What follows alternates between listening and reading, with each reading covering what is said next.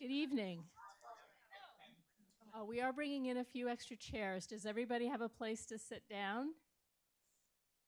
It's so great to have a lecture with standing room only. Welcome.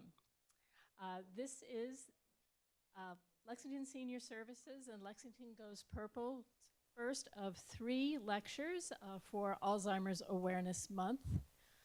Tonight, we will have a brief overview of the 10 warning signs of Alzheimer's from Shivani Munjal, and we will have a discussion of the latest advances in Alzheimer's research with Dr. Daniel Press. My name is Faith Parker, and I am co-chair of Lexington Goes Purple. Lexington Goes Purple is Lexington's annual awareness and fundraiser benefiting the Alzheimer's Association.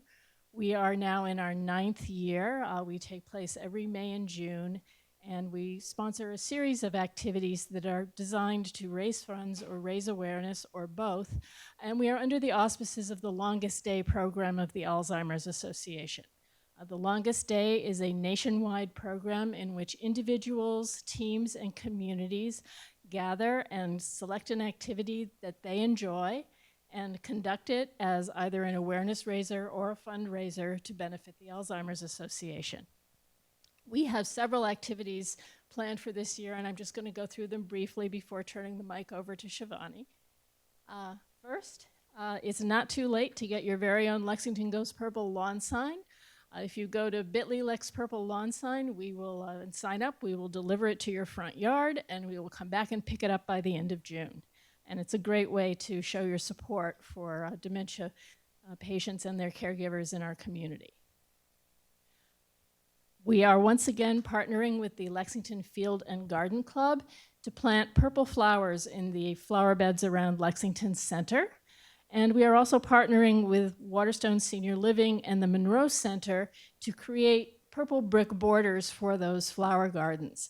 The brick borders are decorated with the names of Alzheimer's patients and caregivers, and you can sponsor this activity by making a $20 donation at Lex Purple Flower and letting us know the name of the person you want to honor, and we will make sure that it is inscribed on one of those bricks. But you need to do this by May 31st so that we can get the bricks set up and the flowers planted on time for them to bloom next month. We have 2 more lectures in this series.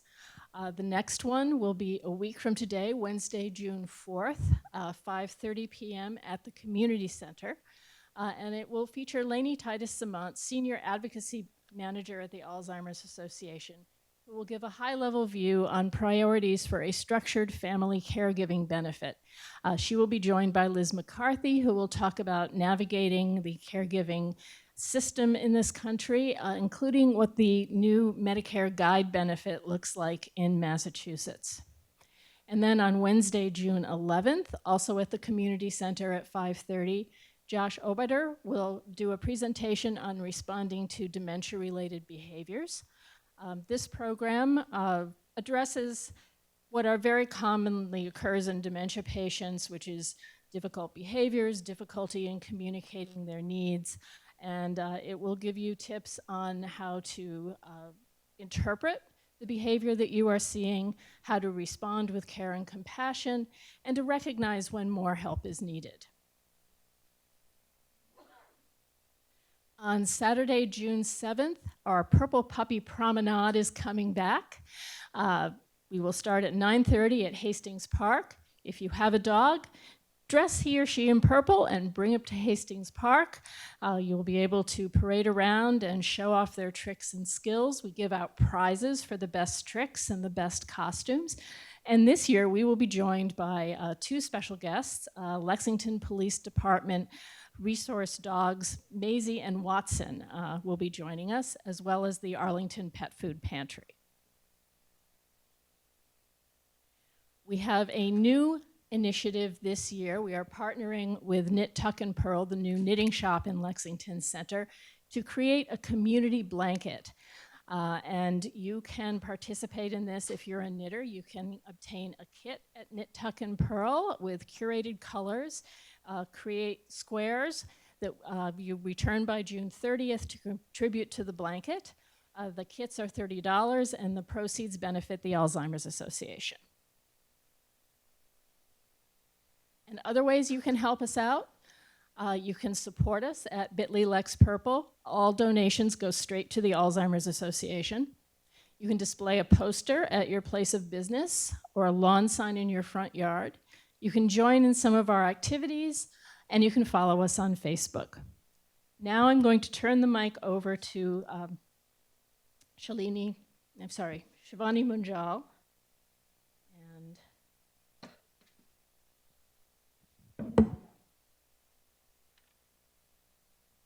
say a few words about Shivani.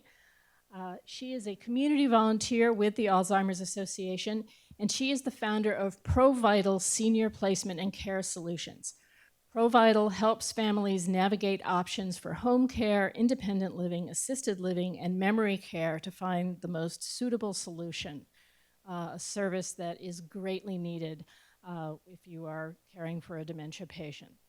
She has over 20 years of experience designing patient portals with electronic health record systems and public safety platforms. She brings a deep understanding of the healthcare systems to her current work, and she has a personal connection to dementia that inspires her commitment to supporting families on their caregiving journey. Welcome, Shivani.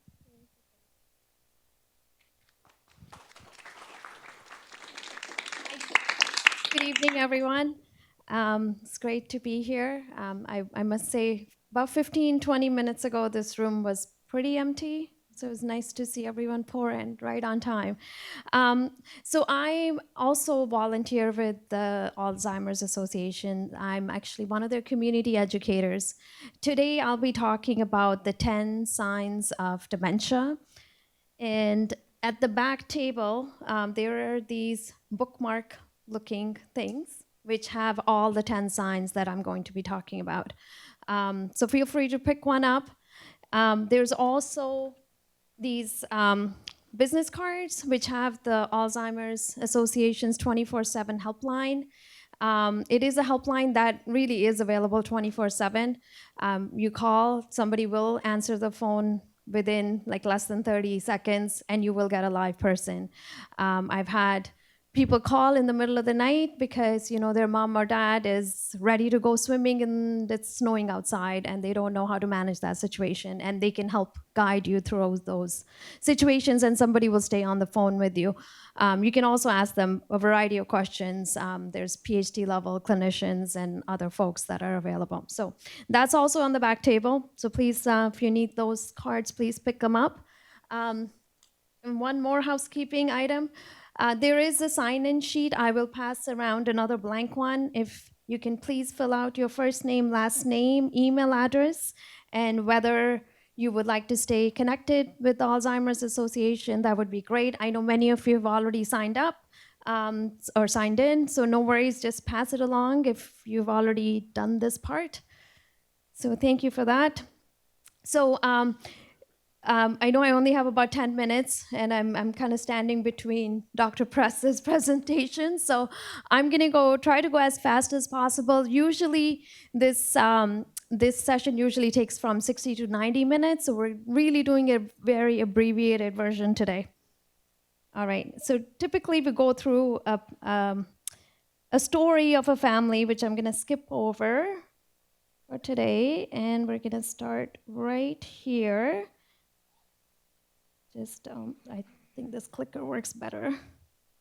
Okay, we're going to hear from some of the dementia specialists that work with the Alzheimer's Association.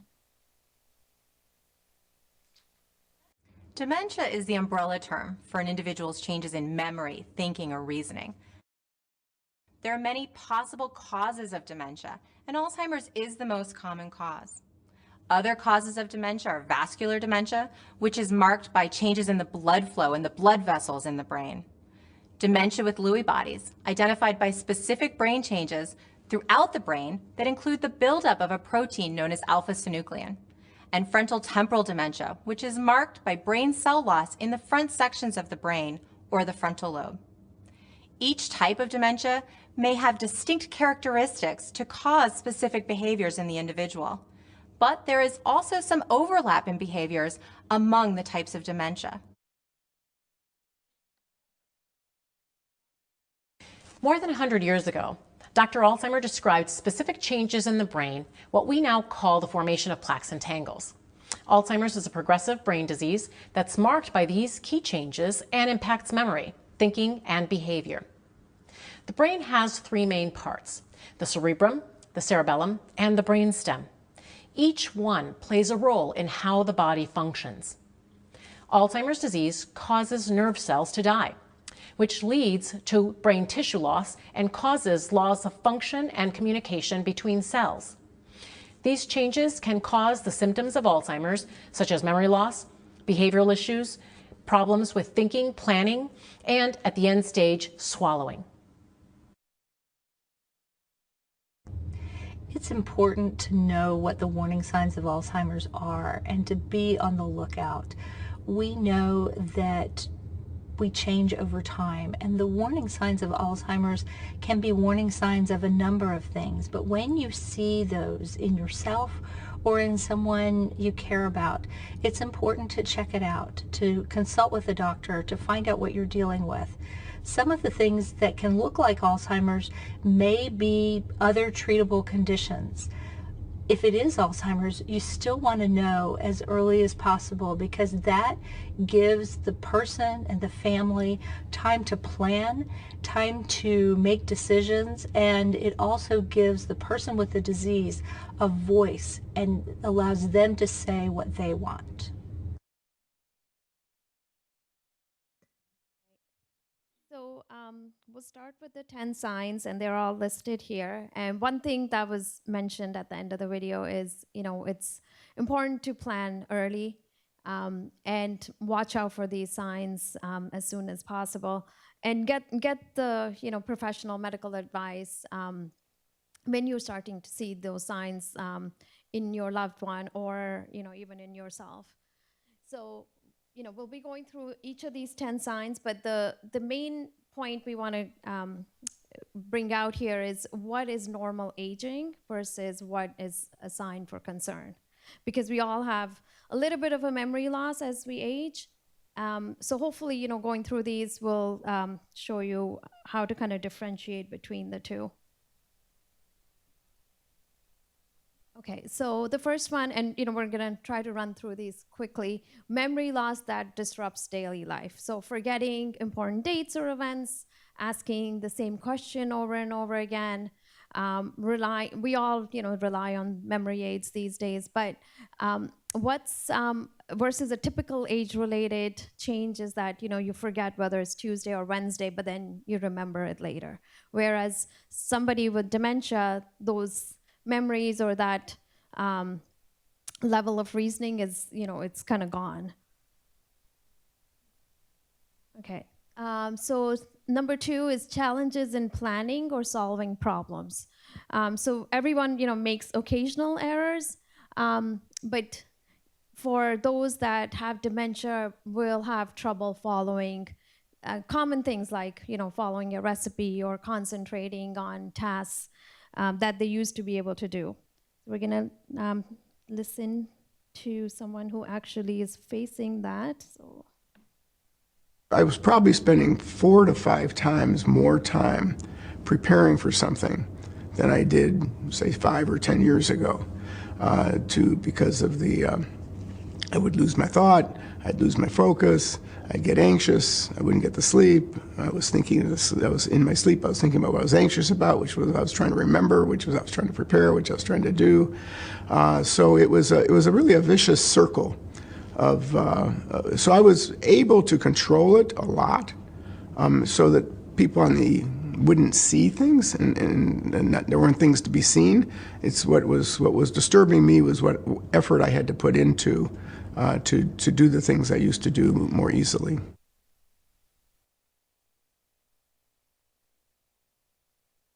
So number 3 is difficulty completing tasks that you were able to do before, like driving to the grocery store or organizing a list of items or prioritizing things. Whereas an age-related change is occasionally making those errors, or not remembering to change the oil in your car because that's not something you do on a regular basis. So we're going to hear from one of our experts on this one. Some people have difficulty with math or with reading in a way that's unusual to them. And once again, this is a change in that person. So for example, we all know somebody who was never able to balance their checkbook, right? So that wouldn't be a warning sign for them. But if somebody who always balanced their checkbook to the penny suddenly was paying bills, the same bill over and over, and not able to balance their finances, well, that would be a sign for them. Confusion with time or place. So that happens quite a bit when someone starts to forget where they are or how they got there, and they can't trace their way back. So, maybe you go to a park and then you don't remember why you got there and even how to get back home. Whereas getting confused about the day of the week, as I mentioned, and then figuring it out later would be something that's typical age-related change. Trouble understanding visual images and spatial relationships. So that can really impact someone's balance, their ability to drive, for instance. Whereas, we all have vision changes over time, and that's a normal change. So we're going to hear from another expert here. Alzheimer's disease is not just a disease of memory. It can affect other things too. It can affect the way that we perceive what we see. So sometimes somebody in the early stages of Alzheimer's might go to the eye doctor because they're having trouble seeing, and in fact their vision is just fine, but the way they're perceiving what they're seeing may be difficult.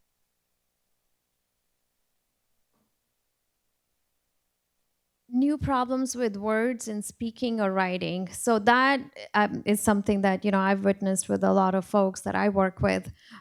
They just can't remember the correct word, and whereas a normal age-related change might be that you can't remember maybe at the moment, but eventually you remember the right term or the word that you were looking for. So we're going to hear from Phil, who suffers from Alzheimer's. The other thing that I've increasingly been struggling with are words, which I've dealt with words my entire life, as an avid reader, as a reporter, as a writer.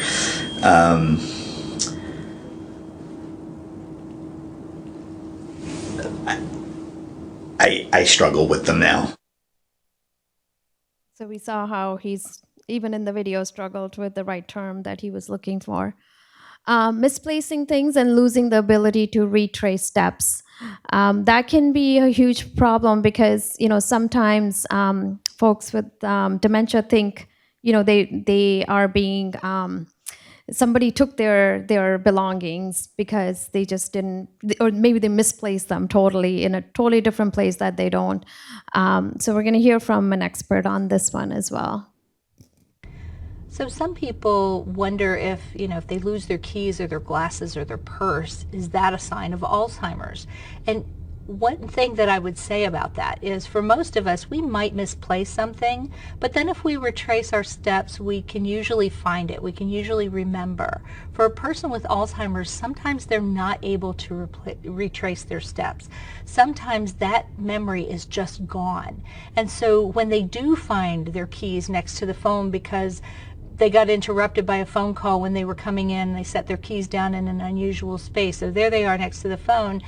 If that happened to you or me, we'd probably remember, oh yeah, the phone was ringing when I came in the door. I put down my keys.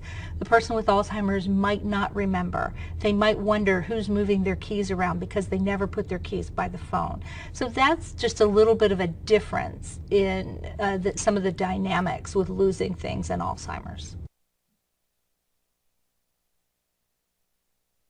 Decreased or poor judgment. So that could really impact, financial decisions or other major decisions that need to be made. So we're going to hear from Teresa, who also suffers from Alzheimer's. The way I kept my house, and all of a sudden, everything was okay with me. It's like, oh, it's a pile, I'm tired. So my dining room table usually look like it was someone's office, because I always would say I would do it tomorrow. And then my bedroom, as far as clothing, I would just put it in a corner, put it in a chair. And all of this is just, I wouldn't say it looked like I was a pet wreck, but really I was, because I never threw anything away. I always would say, I'll get to it, but I never did get to it. So just the way of my standard of living, it was actually decreasing. Withdrawal from work or social activities, that's another common one. Sometimes, folks in the early stages will actually withdraw from social activities on purpose because they are hiding, what they're feeling. But the social isolation is another one to watch out for. One of the most common changes, and early on, is the person's comfort zone shrinks a little bit, and then that gets worse throughout the course of the illness. So they're less comfortable going out, they're less motivated to do things than they were in the past. So there's some change in day-to-day functioning that way.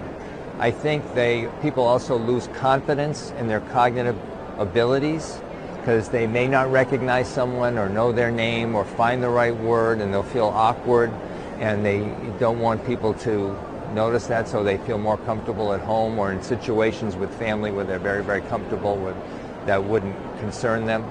So people tend to withdraw a little bit and be less outgoing. That's can be one of the early signs of Alzheimer's. The final one is changes in mood and personality, which happens over time because of confusion, depression, anxious feelings. So we're going to hear from an expert on this one. Another early sign of Alzheimer's or dementia is subtle changes in behavior.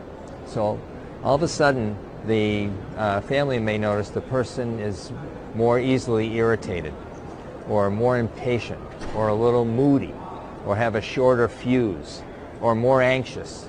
Now, there's lots of things that can cause that, but often that can be an early symptom of Alzheimer's or go along with the early symptoms of memory loss. Okay, so that sums up the 10 warning signs and how to differentiate them. Now it's my pleasure to introduce Dr. Press. And Dr. Press, you've done so much in your career. Okay, so Dr. Press joined the Cognitive Neurology Unit at Beth Israel in 1999 and became a chief of cognitive, in the same unit, he became the chief of staff there. I will skip a little bit, but I will say he played a key role to get the FDA approval for the 2 new drugs that have recently been released, Leqembi and Donambi. I think I'm pronouncing them correctly. Cassandra, yeah, that's the other name. But I'll let Dr. Press tell us more about his work and all the things you're involved in.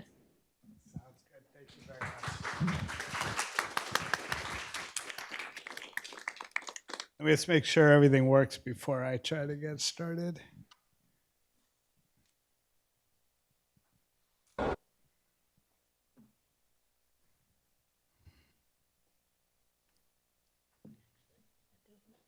You know,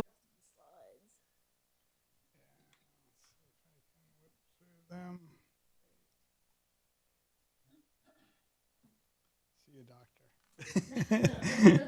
doctor. Don't see a doctor. At least don't see me. I can see why this takes 60 or 70 minutes to get through the whole thing.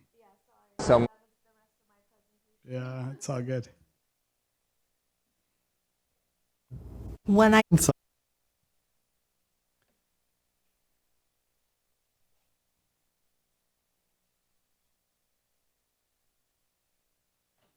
There we go. Okay. Thank you all for coming here. I recognize some faces from last year. I remember you were a very attentive crowd with lots of questions. I'll try to leave plenty of time for questions. these are the disclaimers. We always have this slide to talk about where we get our funding for our research. I do research that's funded by the NIH. As of 7 o'clock, there was still an NIH. It's possible on my way home there won't be an NIH. I'm also funded by the Alzheimer's Disease Drug Discovery Foundation. And we do clinical trials at our hospital funded by Biogen and Janssen. We're also doing a collaboration with a company that does machine learning strategies to analyze MRI. All right, so just a quick overview. I want to talk a little bit about Alzheimer's disease, the size of the problem, what we understand about what causes it, some of the new treatments, and I'll talk a little bit about some of the research that we're doing at Beth Israel Deaconess about how to detect it at the earliest stages. So the 10 things that we just talked about are all signs of dementia, but our goal is to catch problems at the very earliest stages when someone's just having mild memory troubles and trying to sort out, are those mild memory troubles normal aging or not? Turns out to be a challenging problem, and we're doing a lot of research to see if we could develop better tools than the ones we currently have to detect it at its earliest stages, because now there are therapies that can slow the progression of the disease, and that's really a game changer. It's no longer, someone should learn that they're developing memory loss because they can make family decisions, but now it's because we want to prevent it from ever getting to the dementia stage. That's really the goal that we have now in the clinic. I'll talk a little bit about that. So let me talk about a little bit about the size of the problem. It's currently estimated that about 6+ million people in the United States alone have Alzheimer's disease. 1 in 3 seniors in the US will die with Alzheimer's or some other form of dementia. The direct costs are just astronomical. $339 billion just in direct costs.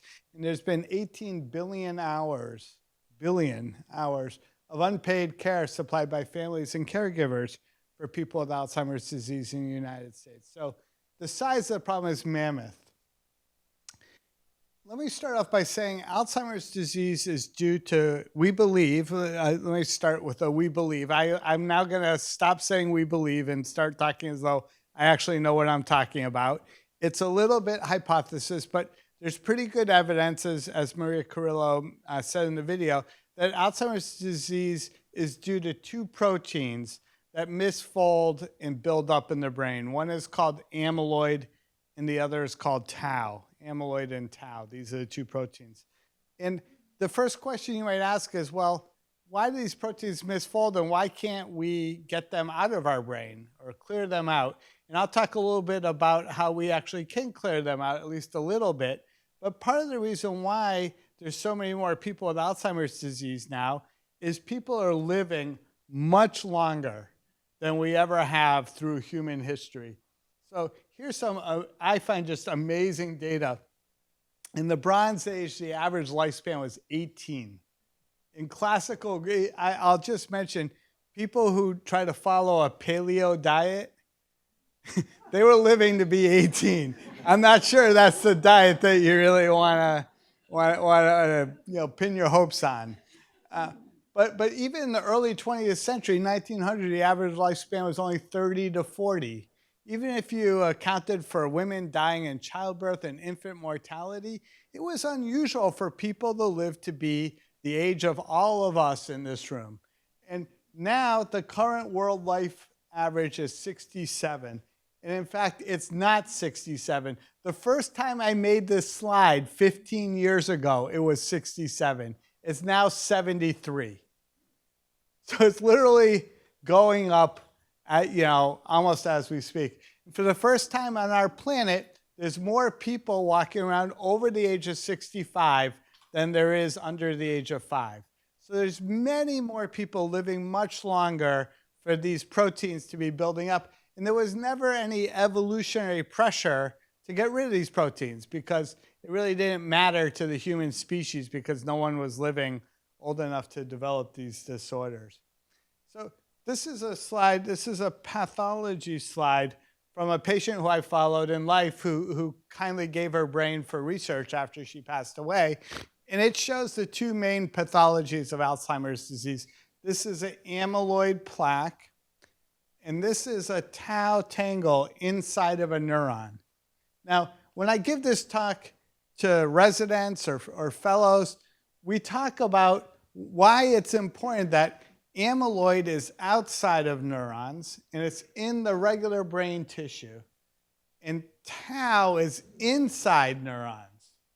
And that's going to prove to be important as we try to develop new therapies, because outside proteins we can attack with antibodies, but proteins inside neurons, the antibodies can't get in there. The first thing I want to say is Alzheimer's disease is at least partially preventable. The latest estimate is that about 45% of the likelihood of developing Alzheimer's disease can be reduced or removed by preventable measures. From early life things like getting more education to midlife things like taking care of diabetes, hypertension, not smoking, preventing obesity. Even hearing loss is a risk factor. And then there's late life ones, including social isolation. And there's evidence that these preventable factors are working, and that we are actually lowering the risk of developing Alzheimer's disease at a specific age. So this is a hard concept. I'm going to take 1 minute to sort of explain it. I just said there's many more people developing Alzheimer's disease. And now I'm saying, well, the good news is Alzheimer's disease is happening less in people as they get older. And the reason why is because each person who turns 80 now has a lower risk of having Alzheimer's disease than if they turned 80 10 years ago, 20 years ago, 30 years ago. But there's so many more people living to be 80 that the total number of people with Alzheimer's disease is going up, even though the risk for each of us in this room is actually going down. Does that sort of make sense? There's a lot of optimism in our field that we're starting to prevent Alzheimer's disease pretty significantly. 25, 30, 35% lower risk now of having Alzheimer's disease when you turn 70, 80, 90 than it would have been 20 or 30 years ago. Let me talk about some of the new treatments that have just come out in the last year and a half to actually slow the progression of Alzheimer's disease and see if we can prevent dementia. The first one that I won't be talking about much because it's still very much in the research stage is therapies that are trying to remove tau. So if you go back, you remember I showed you this slide. Because tau is inside neurons, it's harder to get at with antibodies. We are still, we as a field, including at Beth Israel, are still attempting this because it looks like tau can spread from neuron to neuron, and the antibodies might be able to prevent that spread. But the other strategy that's being done to try to reduce tau is to prevent its formation in the first place, using a DNA technique or an RNA technique, technically, because there might be a molecular. Is there a molecular biologist in the room? No, good. So a DNA technique called antisense oligonucleotides is a strategy to actually prevent the brain from making tau in the first place, or at least reducing it dramatically.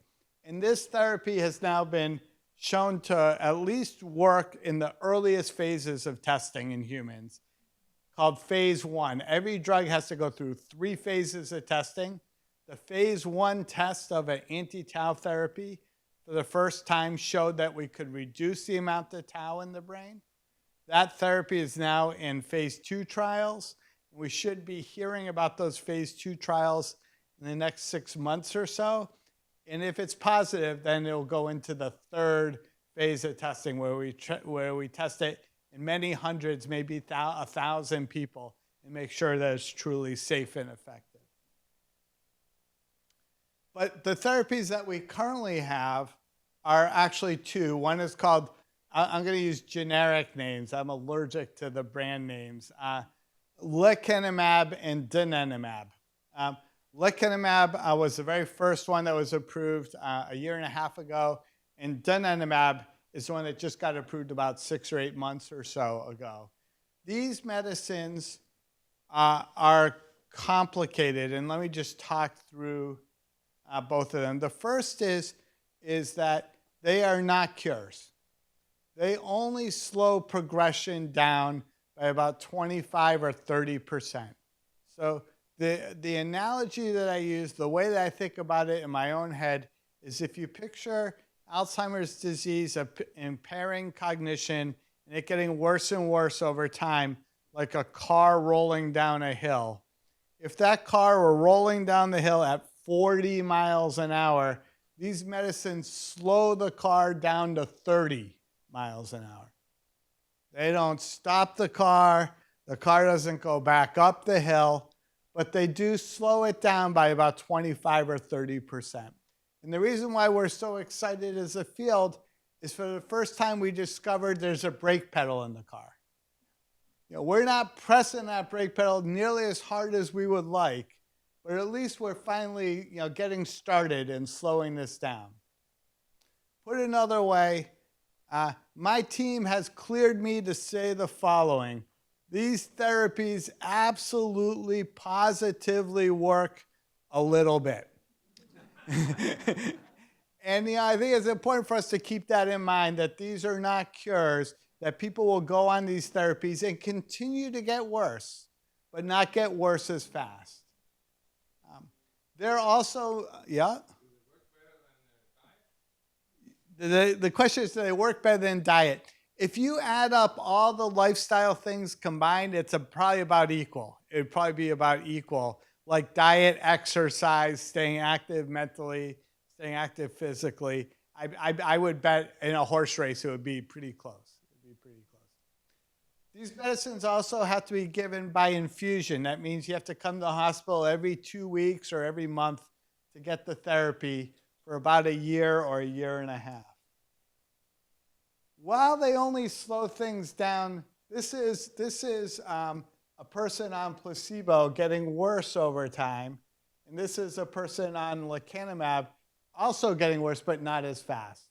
This is the way we measure it in clinical trials, and we have a clinical dementia rating scale, sum of boxes, that's the actual measure, and you can see people are going downhill with lecanemab and with donanemab, but they're going downhill slower than the placebo group. Yeah? Yeah, 18 months. Yeah.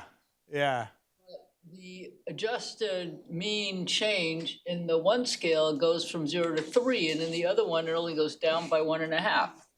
Yeah. I mean, the people who are in placebo, you'd think that they would be following roughly the same. They did. So. But in the one case, they're down. This is why I'm never. If you invite me to come next year, let me just say now, the answer is a hard no. So on average, in these scales, people drop by about 1.8 over 18 months. So this is at 76 weeks. This analysis said they dropped a little bit more than 1.8, 2.2 or something. And this one has it closer to 1.7. So there were some subtle differences. Yeah. In their placebo groups. Yes, exactly. Yeah. Doesn't this imply that amyloid is not the real problem? So the question is, I'm going to repeat the questions. I think it's helpful. Yeah, is that all right? So the question is, doesn't this imply amyloid isn't the real problem? And I don't think I have a slide on this. It is not, Alzheimer's disease is not an amyloid disease, and it is not a tau disease. It is an amyloid and tau disease. And we are studying how these two interact because that's really where it's at. There was a whole camp for 20 years that argued Alzheimer's is purely an amyloid disease. And they had their arguments, the genes that cause Alzheimer's disease are all genes that raise the amount of amyloid. Amyloid is the entire thing. Then there was a whole tau camp that argued that tau was the most important protein because the amount of cognitive deficits correlated very closely with the amount of tau in the brain. and they did not correlate well with the amount of amyloid in the brain. Amyloid builds up 10 or 15 years before someone has any cognitive symptoms. So they argue that it was a tau disease. And we since have learned that they were both idiots. That is amyloid and tau together, and that they interact in important ways. That amyloid seems to be critical to allow tau to spread through the brain. And part of the way amyloid removal works, is by slowing down tau spread. And that the ideal therapy wouldn't be a therapy aimed at amyloid or a therapy aimed at tau. It would be a therapy aimed at amyloid and tau. Just like if you have heart troubles, you don't just take a cholesterol medicine or a blood pressure medicine. You take both because they both contribute to cardiovascular disease.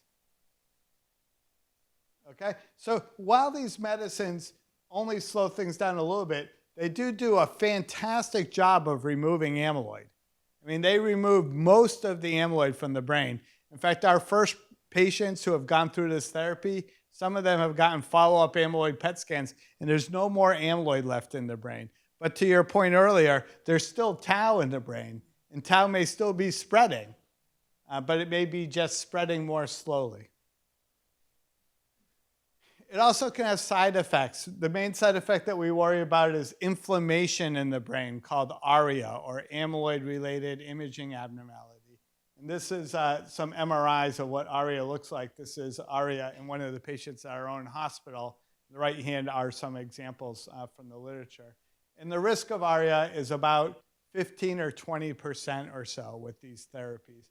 And we have ways of sorting out who's at higher risk. And people at the highest risk, we tell them it would not make sense to go on this therapy. And people in the middle or lower risk can go on the therapy with regular MRIs to make sure they're not having a side effect.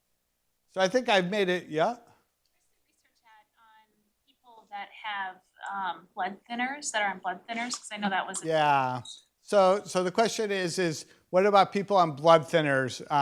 Where's the research at that?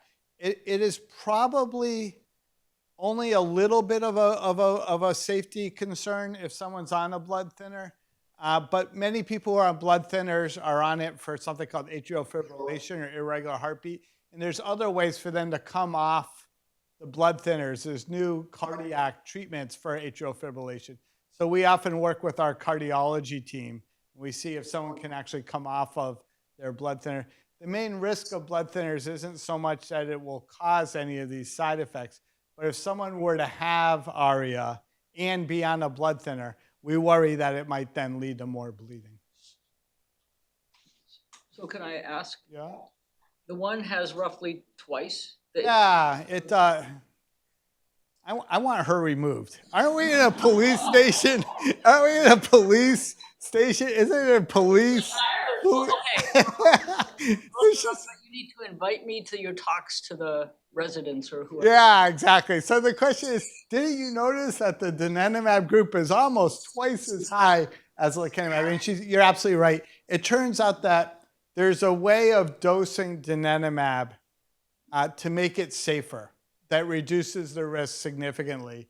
And these data are from the original way of dosing it, but we at our hospital have adopted a modified way so that the risk is more like 15%, which may still be higher, but they're separate groups. We don't actually know.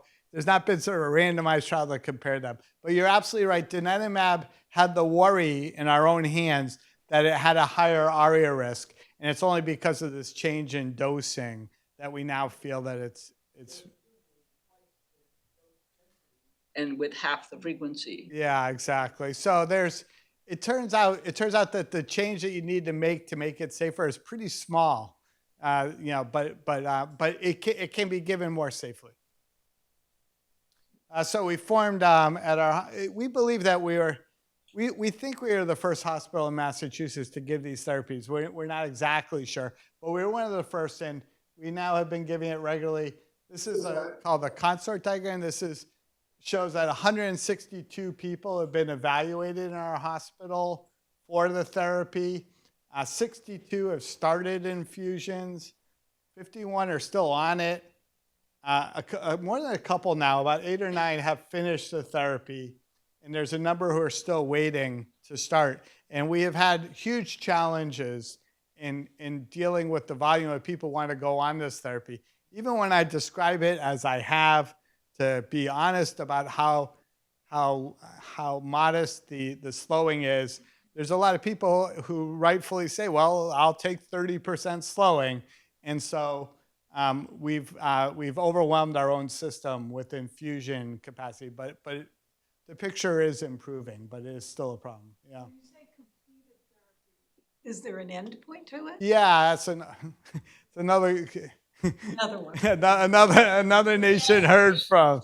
Yeah. So the question is, when do you end the therapy? And the reason why I sort of chuckle is, this is incredibly controversial in our own field. Incredibly controversial in our own field.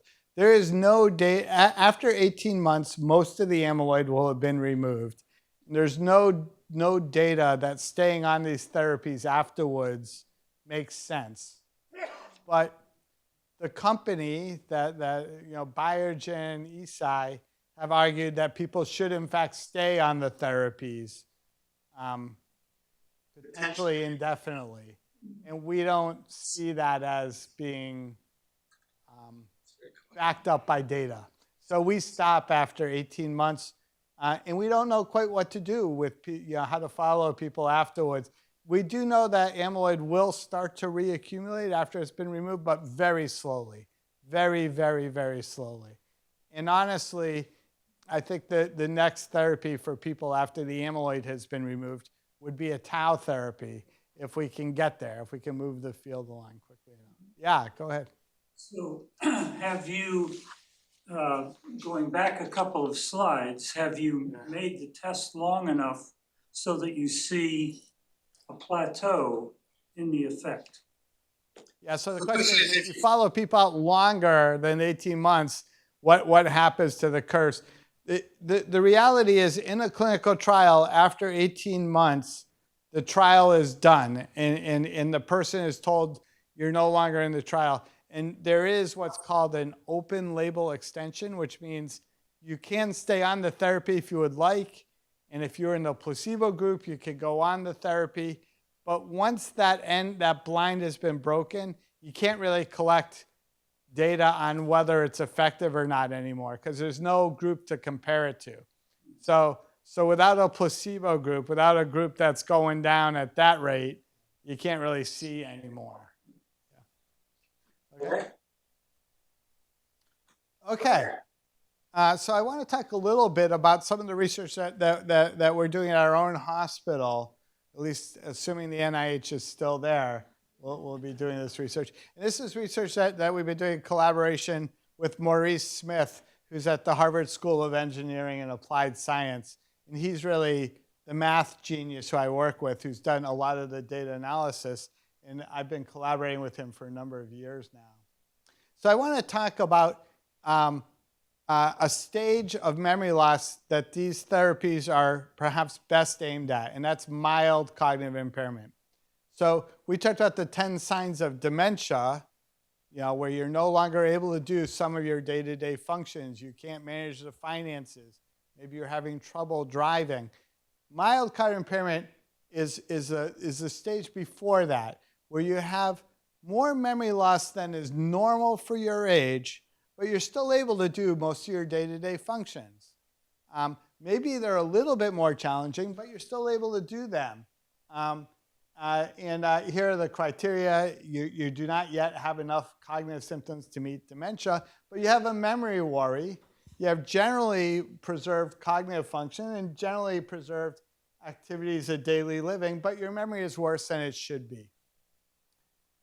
There's about 10 to 12 million people in the United States with mild cognitive impairment, and we know that not all of them will progress to dementia. About 50% will progress to dementia over 5 years, but about 25% of people with mild cognitive impairment will still be at that stage 5 years later, and about 25% will actually get better. They'll revert back to normal because maybe, like you were discussing, maybe they're on medicines that are making their cognitive function worse. Or their hearing is bad and that's why it's worse. Or they're drinking too much alcohol or whatever it might be. We find something that's reversible, that's fixable.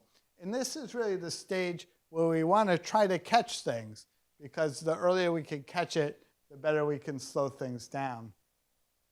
And there's a number of different cognitive tests, as well as now some blood tests that are out there to try to detect mild cognitive impairment. And one way of measuring how good a test is on this ROC curve measure, which is it goes from 0.5 to 1. The closer you get to 1, the better it is. And you can see that there's a lot of tests out here that are not very good, but they can sort of do okay, that are in the 0.6 or 0.7 range. There is a blood test that is quite helpful at detecting whether someone has amyloid building up in their brain, called p-tau217. This blood test is very helpful for saying whether there's amyloid building up in the brain, but not for saying how much memory loss someone has.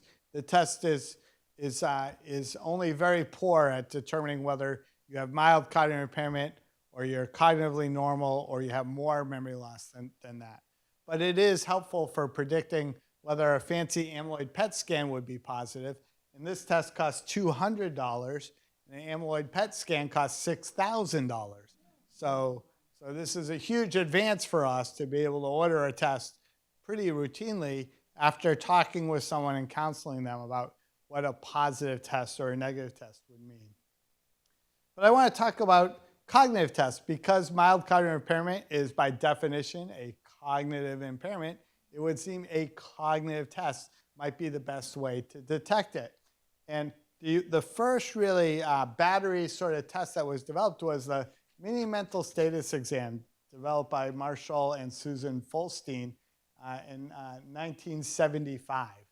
That's a long time ago. That's a long time ago. It was the first battery that was developed. It was tested in just a handful of people, 30 people with dementia, 30 people with depression, and 63 control participants. And their goal was to make more objective what is commonly a vague and subjective impression of cognitive disability. But to point this out, how long ago this was, in 1975, the #1 movie that year was Jaws. And the second place movie I hear was One Flew Over the Cuckoo's Nest. And this is what a cell phone looked like in 1975. It's suffice it to say we might have come a long way from then in a number of ways. We maybe should be designing and using better tests. This mini mental status exam test is still used regularly. I use it. Many other people use it as a sort of quick staging test. It only takes 4 or 5 minutes to do, but it does have some problems about not being very accurate. It's, coming on the scene 20 years ago in 2005 was the MoCA, the Montreal Cognitive Assessment, a brief screening tool designed specifically to detect mild cognitive impairment. This is the MoCA test. It has a number of different sections to it, memory tests, naming pictures, listing words that begin in a specific category. And it was designed to be better than the mini mental status exam. But 2005, we're now up to Star Wars Episode 3 territory. That's also still a long time ago. And this is the best cell phone that you could get in 2005. And more importantly, both of these tests were developed by a process that I like to call BOGSAT. And BOGSAT stands for Bunch of Guys Sitting Around Table. These were not developed using mathematical, rigorous analysis. This was, in my experience, we should include some abstraction items. And it's like, well, why do you say that?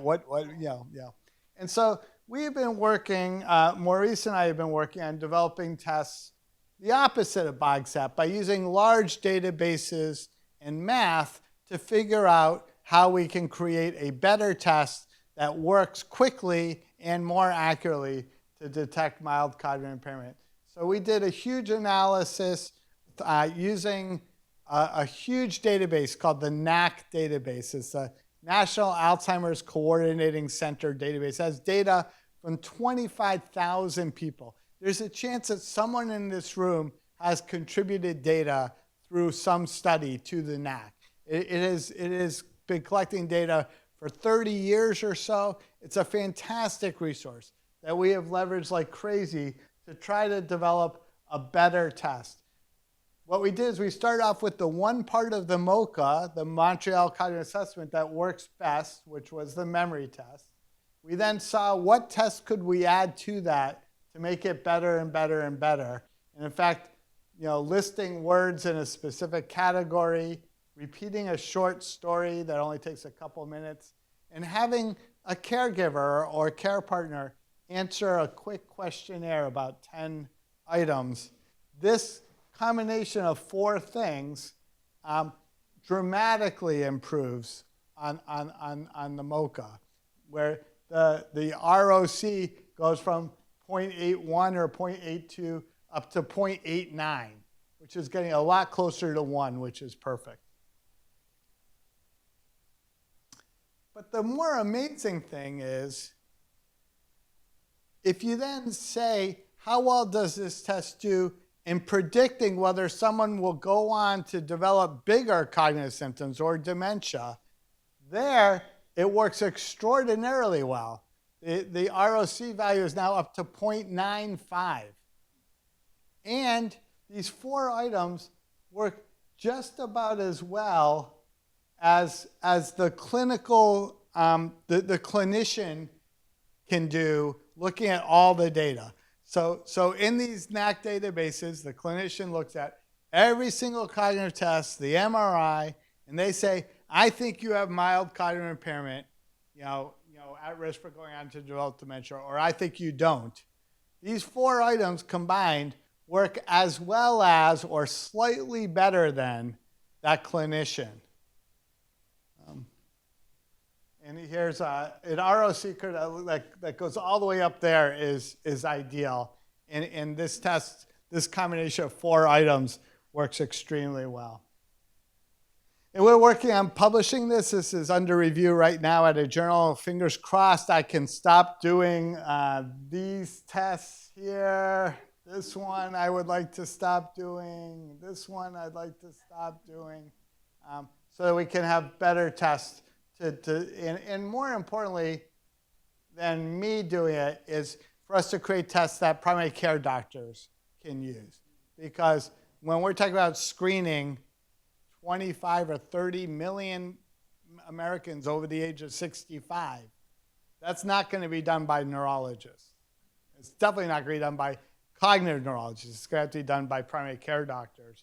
And so what really our goal is to develop tests that can be done widely, and combining this test with that blood test would tell us whether someone has amyloid positive mild cognitive impairment. That means they have mild cognitive impairment, more memory loss than is normal for age, and they have amyloid building up in their brain, so they're the ideal people to go on this therapy. And if primary care doctors can do that, they then send someone over to our clinic. We could say, oh yeah, that's right, this is the right person for our treatment. We will start them on treatment and move them on through. There's one that, yeah, go ahead. The treatment. Oh, after they've had all the amyloid removed? We follow them and we don't know yet what to do. We're rapidly awaiting tau therapies, because when tau therapies come out, that would be an option for them. But right now, we don't think that more amyloid removal would be helpful. Yeah. You try to remove amyloid and tau from patients who actually have full-blown dementia? We have not. So I'll repeat the question. I should repeat. The question is, have you tried removing amyloid and tau from people who have full-blown dementia, who are past the mild cognitive impairment stage? The short answer is that removing amyloid does not look like it would be helpful, because at that point, tau is spreading through the brain, and it's in all the data so far shows that removing amyloid from them wouldn't be helpful. It also would be higher risk because the risk of that side effect, ARIA, gets worse as the disease progresses. But tau therapies might well still be effective in mild or even moderate dementia. And so tau therapies, we'll have to wait and see. There's one other thing that I want to just talk about before I open it up for more questions, except from you.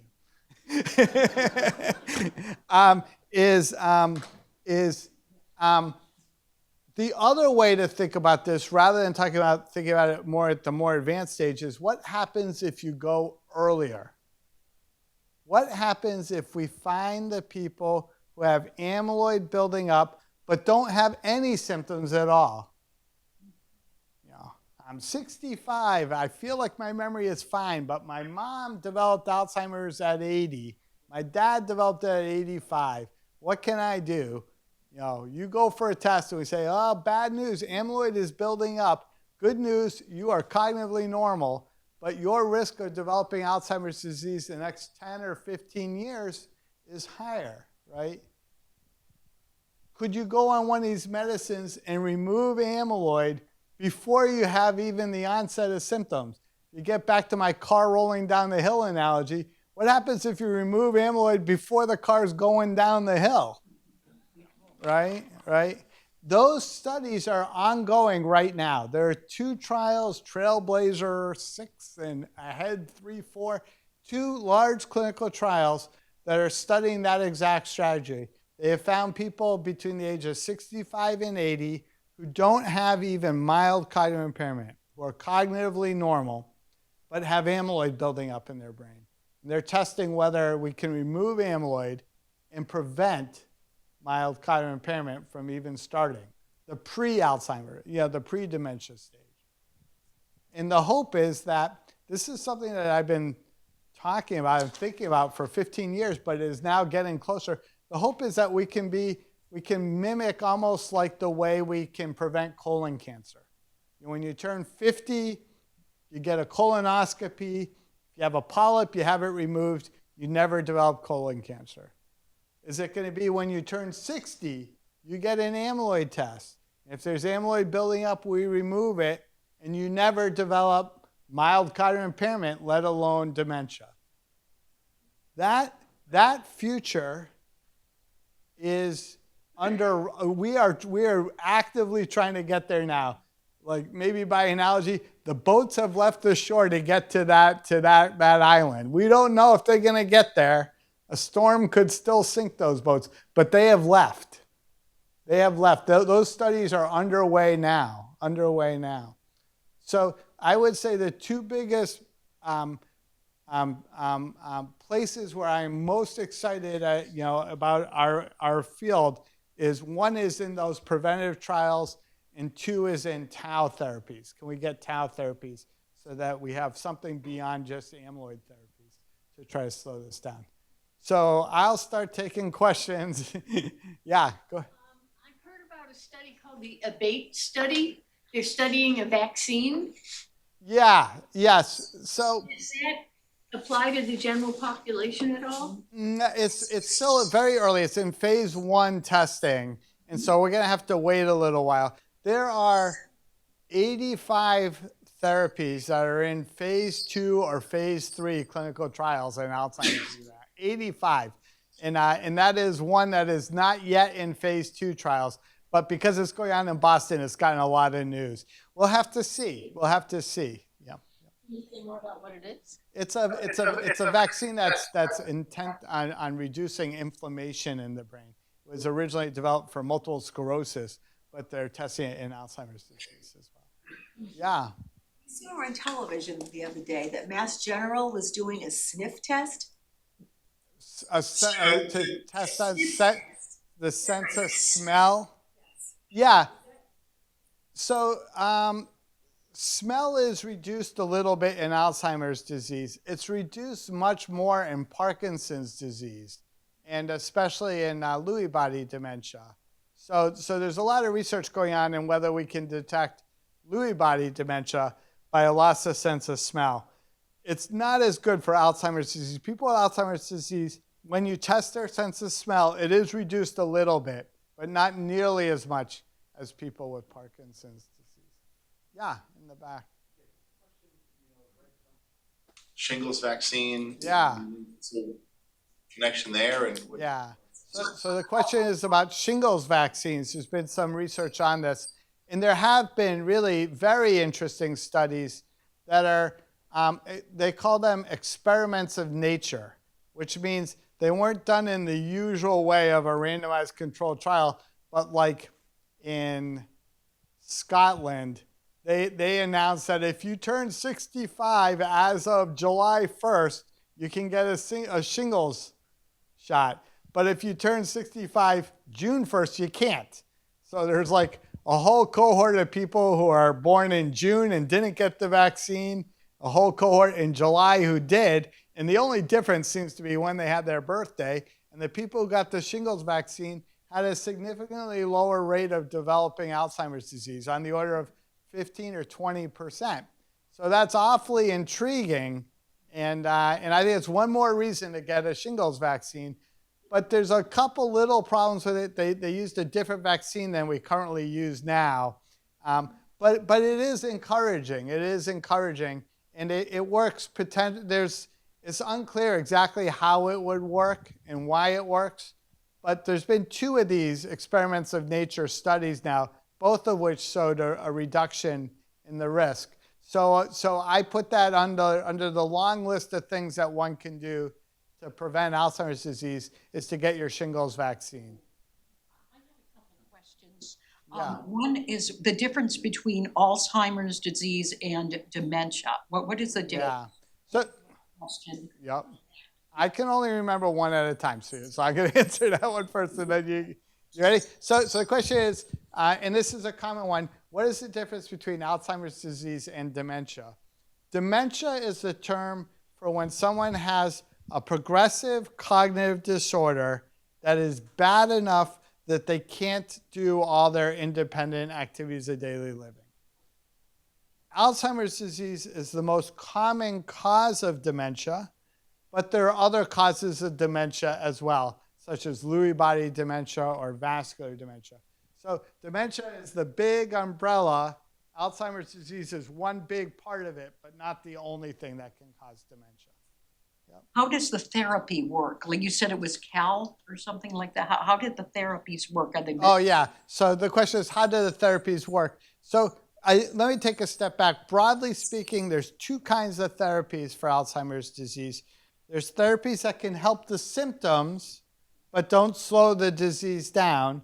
And those are medicines like donepezil or Aricept, rivastigmine, Exelon, or memantine, Namenda.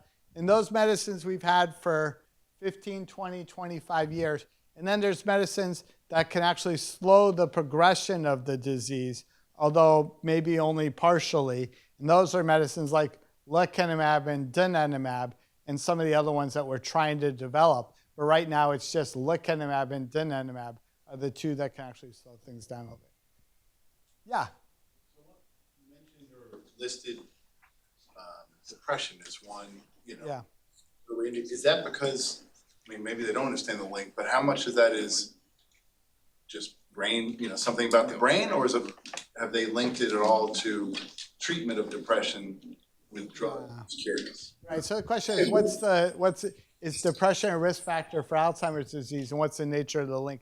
I don't think it's fully understood. It could be that people are aware that they're starting to have some memory loss and it's affecting their day-to-day function. They're isolating themselves. It's also possible that being depressed is a stress, and that could be bad for the brain. So the arrows could go either way. I don't think we know yet. In many of these trials, many of these observations from epidemiologic studies are really fraught with this huge challenge. Because if you really wanted to test, well, does treating depression lower the risk of Alzheimer's disease?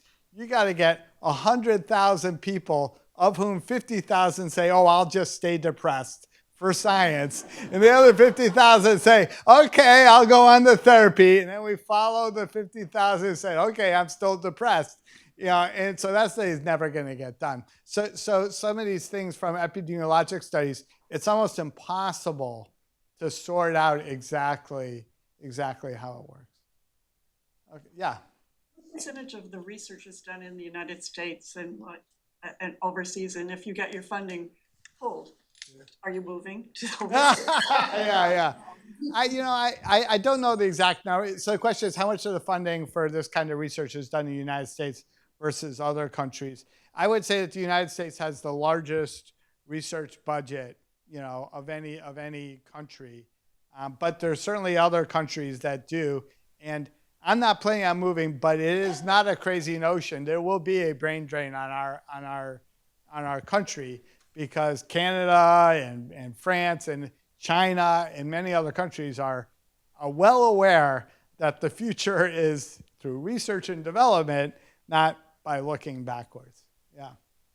So that brings another question, and that is, how does the United States compare in early onset dementia to other countries in Europe and so forth? Yeah, so the question is a little bit about is how does America compare to other countries? It's most sort of first world countries, it's very comparable. There isn't big discrepancies in the risk of developing Alzheimer's disease in the United States versus Switzerland or France. And in fact, the Alzheimer's Association has funded, there was a prevention trial that called the FINGER trial that looked at exercise and treating vascular risk factors and eating a healthy diet. And that FINGER trial looked positive. It looked like it could help prevent cognitive decline. And there's now a worldwide FINGERS initiative. And there's the pointer trial in the United States, the thumb trial in Australia. It's like, and really the worldwide, we're working together on these trials to try to prevent it. So I guess my point is that it isn't really an us versus them. The lecanemab and donanemab trials were both international studies that enrolled people in the United States and Europe and in many other parts of the world. Yeah. Curious about the lack of deep sleep stage of sleep. Yeah. In fact, for a lot of us as we get older, we cannot sleep long enough to get the sleep we need when we fall asleep during the day. Yeah. So the question is about sleep and what's the association between sleep. So that's a great question. And it has a really interesting and fascinating answer. At the very beginning, I talked about these proteins misfold and build up in the brain. It turns out the mechanism by which we clear them out normally, because we clear out most of it, happens during sleep, during slow wave sleep. And it doesn't happen while we're awake. The analogy I think of for this is it's sort of like the custodian comes around to empty the trash cans at night, not when everything's going on, in the building during the day.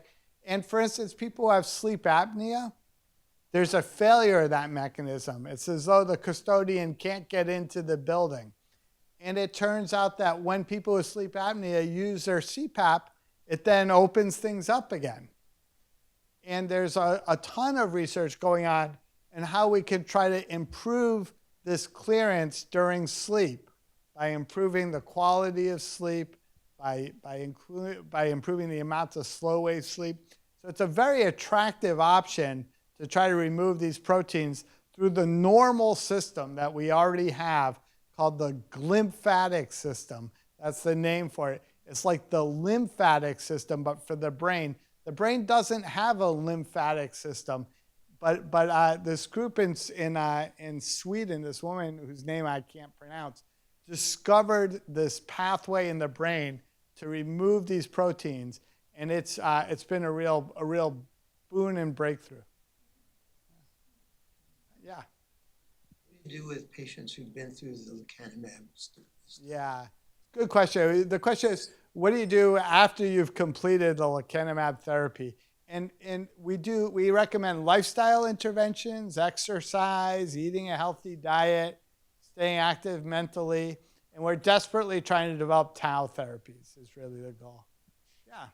Might I suggest you could do a natural study on the people who refuse to use a CPAP machine versus the ones who Yeah. So the question is, can we do one of these natural studies on people who refuse to use the CPAP machine? Absolutely. We could absolutely do that. Yep. Yeah. Your second point, I don't quite get it. If removing amyloid only slows progression modestly, Yeah. why would you go? Right, exactly. So if you could slow the car down from 40 miles an hour to 30 miles an hour, some people, when they hear that, say, I would have to come to the hospital every month and get an infusion. I would have to have the risk of that side effect just to have that much slowing. You're crazy, doctor. There's no way I want it, right? And other people say, so if I come once a month, there's a small risk of side effects, but I can slow things down by 25 or 30%. I can give myself an extra 4 or 6 months in this stage before I get to the next stage. Sign me up, doctor. I'm doing it. I'll start tomorrow. And and there's people in the middle. So that's where things stand. If I gave this talk 2 years ago, we didn't have anything that even slowed the car down a little bit. But I believe in radical honesty. That's what we have. That's what we have. Yeah. It's not going to be a question. But the other thing is, Yep. if you slow the car down, Yeah. while research is going on, Yeah. you will be less bad off Yeah. when something else is available. Yeah, I totally agree. So that's a little bit better than yes. So the question is, or the comment is, if you slow it down now, maybe the next therapy will come along. Not only do I totally agree, but when lecanemab, the first one, when it became clear that it was going to be FDA approved, one of the first things I did was to visit with an older oncologist in our hospital who had been around when chemotherapies first came out, because they were all like therapies that barely bent the curve and had a lot of toxicity, but they did start, and then they did exactly what you're saying. They added a second therapy and a third therapy. And we now know that many cancers that were formerly universally fatal are now curable. And so I asked him, how did he, for some lessons, because we're just at that part of development now in Alzheimer's. We're just getting started, but we are getting started. And there's going to be people who say, slowing it down by that little, that seems like nothing at all. There's going to be people who say, holy mackerel, we can slow it down by 25 or 30%. That's fantastic. And I think a clear-eyed view is that we have a long way to go, but we are started. So maybe I'll take, what? One question. Oh, got it. That was like 5 minutes. I'm leaving in 5 minutes because I got to slow wave sleep. Who was it? Sleep is very important, and I don't want everyone here to not get their slow wave sleep. Yeah. Go ahead. Yeah. Well, you said that currently there is no protocol for following up with people who completed the therapy. And you also said that, and I think this is an educated belief, that people who have completed the therapy would only build up amyloid very slowly. Yeah. Do we actually know that? Yes. So the question is people have completed the therapy, do we know how quickly amyloid reaccumulates? That we do know. I talked about how, like, at the end of a study, once you break the blind, there's no more placebo group. But you can continue to follow the groups with amyloid PET scans. And the way we measure how much amyloid there is in the brain is on this scale from 0 to 100 called centiloids. So someone with a lot of amyloid with Alzheimer's disease will be at 100. Someone without any amyloid will be at 0. It reaccumulates at 2 centiloids per year, give or take. So barely the littlest bit. So we do know that it's not like it's going to fill right back up. It's just going to be a little trickle of amyloid over time. So a Yeah. Someone young enough Yeah. had the therapy. Yeah. Would there be an argument to say, come back in 10 years and do it again? Oh, absolutely. We would. So the follow-up would be like, if you were doing this preventatively, would you need to come regularly to get it checked? Yes, exactly in the same intervals as colonoscopies every 10 years.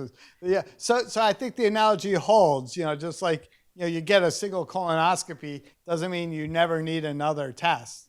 You need to get it followed, and whenever polyps and if you're this factor, that dictates when you go on therapy or how much. I think we'll get there. If these trials work, but we can handle that. Couple last questions. Can you tease us with theories about tau? Tease us with therapies about tau. Like here. What are they exploring? What are the top 3 things they're looking at? Oh yeah. Okay. So tau. I'll give you 2 things. The first is it turns out, and this is kind of almost unbelievable. We don't know what amyloid does in the brain. We don't know the normal function of amyloid. If you create mice that don't have amyloid in their brain at all, the mice seem to be perfectly normal. Tau, we know exactly what it does. It binds and stabilizes microtubules. And microtubules are the girders that allow neurons to have their long processes. So if you picture girders, like the girders of a building, tau is like the rivets to stabilize the girders. And if you had a whole bunch of girders and suddenly all the rivets popped out, what would happen to the building? Collapse. It would collapse in a tangle. And that's what a tangle actually is an accumulation of tau that has broken apart because the microtubules are now not being stabilized. So we know the normal function of tau, which means that if we reduce it too much, that might be bad. So all the trials, the genetic trial, the ASO trial that I mentioned, is trying to reduce tau by about half. Not too much and not too little, because they're worried that it could have side effects. So tau will have a different set of side effects, tau therapies, than amyloid therapies. But we'll have to pay careful attention to the side effects. So 2 more questions. You had one. My brother is currently in a LETV trial. Yeah. 7 months in. Yeah. And has had no problems with the bleeds and is doing fine. So, but his thought process was, hopefully this will let me stay home longer. Yeah. And my quality of life at home will be better. Yeah. And he was willing to take the risk. Yeah. So she's just telling me that her brother has been on lecanemab now for 7 months, and his thought was, if I can stay at home longer and be less of a burden and do better for longer, that seems worth it. And he's done well so far. And that's very reasonable. Yeah. This is not a hard question. About cost. Yeah. Like aspirin. Yeah. Yeah, so the comment is how much does this cost, doctor? Right. So a lot is the answer. So lecanemab, I'll be driving my 7-year-old. I'm embarrassed to admit it's a Tesla. My 7-year-old car. I'm not getting rich on this stuff, to be clear, at all. But the therapy costs. In drug costs, about $35,000 for the year. Year and a half. For the year, so a year and a half would be 50. Plus 5 MRIs, plus an amyloid PET scan, plus probably 5 or 6 visits to our hospital. So all in, $70,000 for a therapy that only slows it down by that much. So if you do the cost-benefit analysis one way, you would say, well, if it prevents people from going into the advanced stages that cost $350,000 a year, then it's like totally worth it, And if you do it the other way, you say, well, if 10 million people go on this therapy, it'll cost the United States tens of billions of dollars. You know, I think that's a tricky area. The one thing I would say, though, is all therapies start off expensive and come down in cost as there's competition, as we work it out, faster and easier ways to do it. But I'm not unaware of the costs. And ICER is a group that estimates what therapies are actually worth. And ICER estimated that these therapies should be $12,000 a year. That's about how much benefit you get from a quality of life, et cetera, analysis. So we're overpaying. And the 12,000 is equivalent to your 70,000 or the 25,000? The 25 or 30,000. So it's the drug cost. Yeah, exactly. Not the whole. Not the whole schmiggy. Does Medicare cover that now? Yeah, Medicare covers it. So if you have a Medigap plan too, it's basically free. Yes. Yeah. It's not free to the US. It's not free to the US, but not treating it is also has its own costs. Yeah. All right. Guys, this is a lot. Thank you very much. I'll answer your question. I just wanted to say that I'm in one of those the AHEAD studies. Yeah. I just encourage other people to do that kind of thing because I don't know if I'm on lecanemab or not, but it's fantastic. So I really want to thank you. She's actually in the AHEAD study, so I want to thank you. And I encourage all of you to think about studies if you're interested. And Trial Match is a service put out by the Alzheimer's Association to help connect you with studies. Thank you very much.